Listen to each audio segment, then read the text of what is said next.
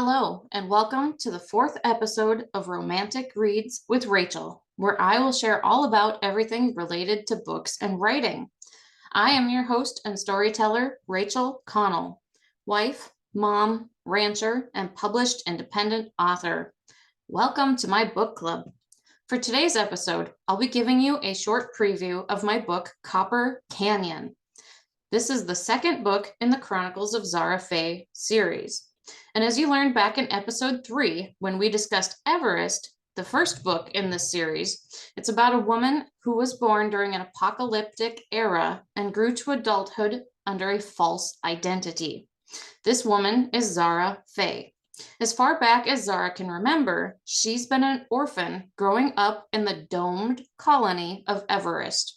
So Copper Canyon's short book description goes a little bit like this, and I'll explain more later in detail if you'll just hang in there with me. She made a promise, and she intends to keep it. Before she was stolen from her family, Raider had made her a promise and broken it. Now, years later, she needs his help to bring Everest to its knees. But can she trust him when she no longer knows who he really is? Zara Fae is back and vows to tear down Everest's walls and bring the rest of the stolen children home.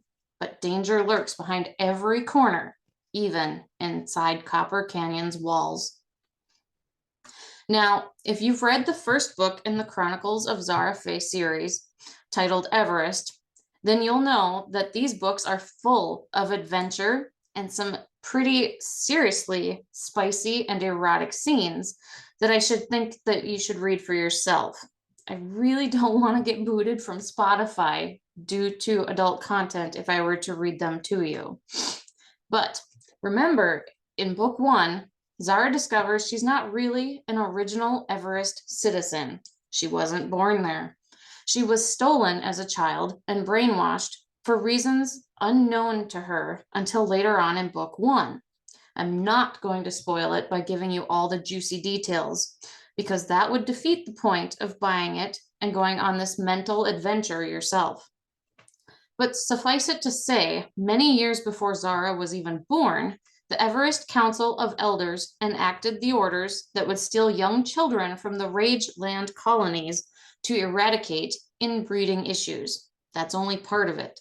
In book 2, the Zara Fae Chronicles, Zara, our main female character, is put to work as a mechanic while trying to remember her past life.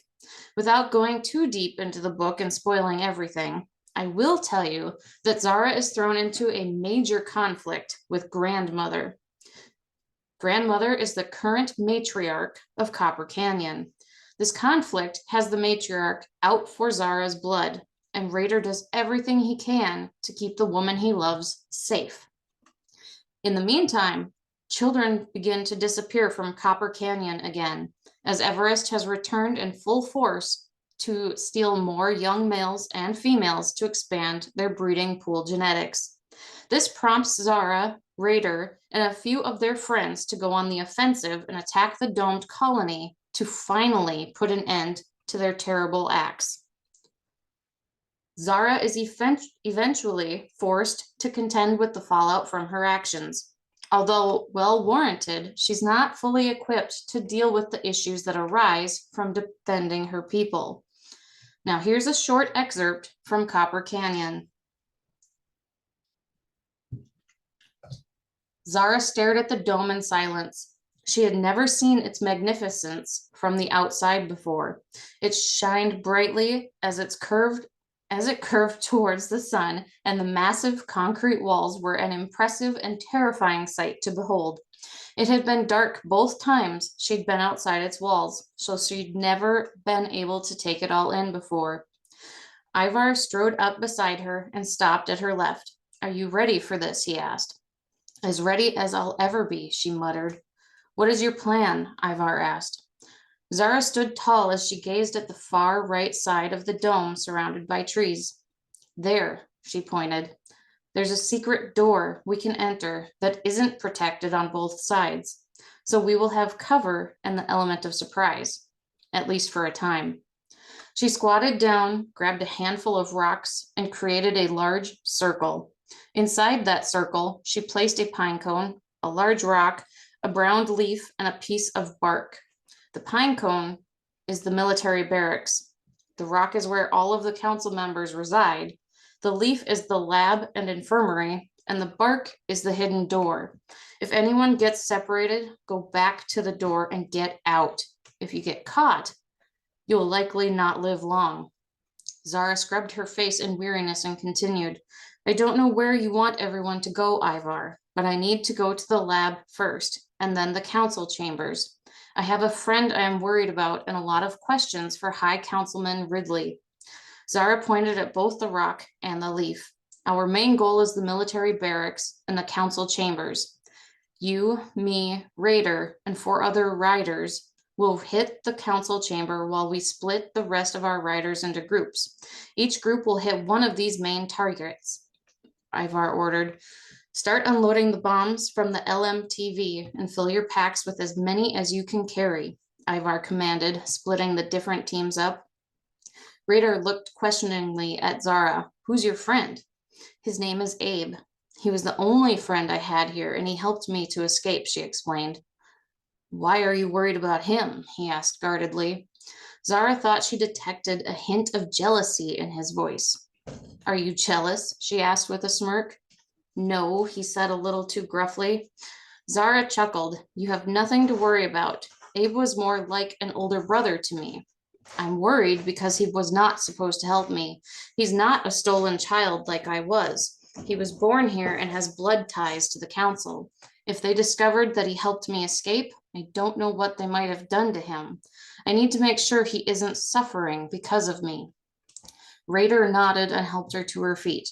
He led her over to the Vulcan, dug through the saddlebags, and pulled out a gun and shoulder holster before handing them to her. This is for you. It's a Smith & Wesson 9mm. It's small enough to fit in your hands and still has the power to knock a man flat. Zara strapped herself into the holster and took the gun from Raider. She lifted it with both hands and took careful aim at the dirt as she tested the weapon's weight. Thank you. She slid the gun into its harness. Is everyone ready to go? Yes, let's get a move on. Ivar strode up to them and answered her question. Zara, Raider, and Ivar led their riders a mile through the dense forest, using the cover of the woods to mask their presence as they crawled and ducked through the undergrowth. Zara felt her heart drop when she saw the 12-foot black steel doors with the frightening symbol etched into the center, a silver skull with a red, bloody hand slapped across its gaping mouth stared back at her. She swallowed hard, trying not to stare too long at the haunting image. You okay? Raider whispered. Shaking off her fear, Zara nodded and began searching for the hidden stone. After several seconds of unsuccessful attempts, she finally found a thin stone that slid into the wall when she pressed on it. The sound of metal grinding against rocks sounded as the door slowly swung open. A gust of hot air blasted them, and Zara could smell the fertile fields, the fish ponds, and the orchard blossoms. She had mixed feelings about the whole situation, a sort of uncomfortable nostalgia, but she didn't have time to stop and reflect. Ivar and Raider were pushing past her with their army. She had no choice but to follow or be left behind, and that was the last thing she wanted. The night sky inside the dome was in stark contrast to the faint early morning light at her back as she walked through the door. She could barely see the dim lights of the community through the trees. The group had stopped just inside the door, and Ivar quietly whispered to leave it slightly ajar in case they needed a quick escape. Zara agreed and moved to the front of the army. The trail was just as narrow as she remembered and made it difficult to squeeze by the rest of the rage riders. But she managed. Zara quietly led them through the dome's forest and into the grove. Ash-filled fire pits still lay scattered around the field, and her stomach began to feel queasy when memories of her past escapades broke through.